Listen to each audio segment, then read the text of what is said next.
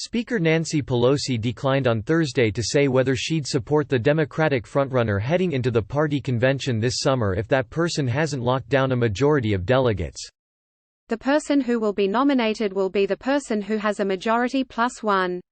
That may happen before they even get to the convention, but we'll see, Pelosi told reporters at her weekly press conference Thursday.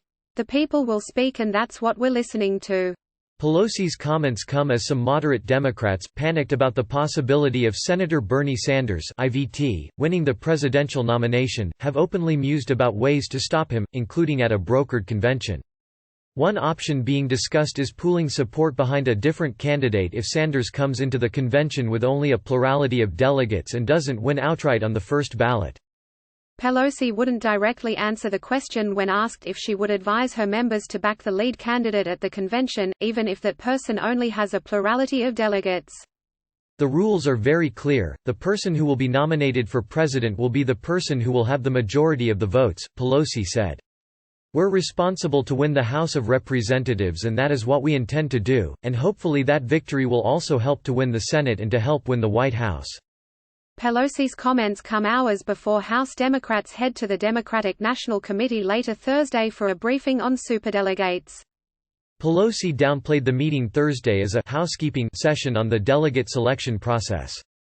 But congressional Democrats and other elected officials categorized as superdelegates could have enormous sway over picking the Democratic presidential nominee if the contest goes to a second ballot. After the turmoil over Sanders' candidacy in 2016, the DNC instituted a sweeping rules change, including a controversial move to limit the influence of superdelegates by stripping them of their voting power until a second ballot. Sanders, who cemented his frontrunner status with a dominating victory in the Nevada caucuses last week, has argued that whoever is the leader in delegates at the convention should become the nominee. He currently has the lead in delegates as the Democratic candidates head into this weekend's South Carolina primary and Super Tuesday next week. Many other congressional Democrats have yet to rally behind that idea, leaving open the possibility of a brokered convention and nasty nomination fight in Milwaukee. But many of Pelosi's most vulnerable members are worried about a down-ballot disaster if Sanders, a self-described socialist who is pushing controversial proposals such as Medicare for All, is the party's standard-bearer. Without mentioning Sanders by name, Pelosi made clear that her members would not be running on whatever Democratic presidential platform wins out if it could cost them the House.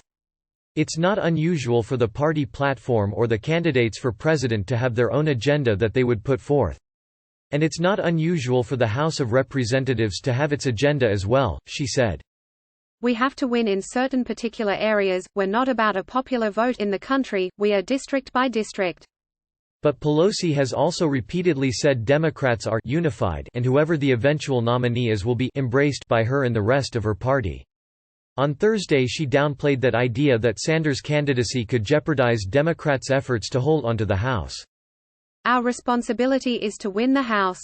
We know how to win, we demonstrated that in the most gerrymandered, voter-suppressed political arena you can name, she said. The presidential is its own race. And contrary to what you may be hearing or writing, we are all unified.